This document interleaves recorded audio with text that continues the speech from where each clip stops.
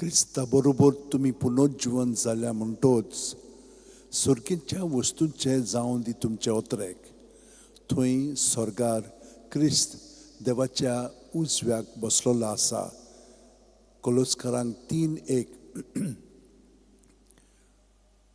बागेवन फ्रांसीस शावेरा जेजूच्या मोगान तुजें काळी सगळेंच लासतालें देखून जेजूचें नांव आनी सोडबुडणेची बरी खबर पोरगोटूंक देसा देसांनी तुंगेलो यांचो जीव झरोवन मेलोय.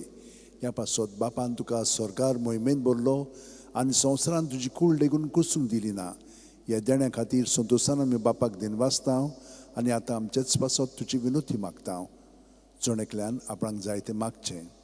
बरी सावत भलायकी, एडमिशन, पार्टनर आनी हेर वस्तूंची गरज तुमकां आसा पळय ती आमचे ओतरेक बापाक मानतात तसले जाल्यार तुजे विनोतीन ते शांती पावय म्हूण मागता आनी सोगटा पासत तुजे बरोबर जेजू वरवीं पवित्र आत्म्या सगळें बापाक वाकणटा.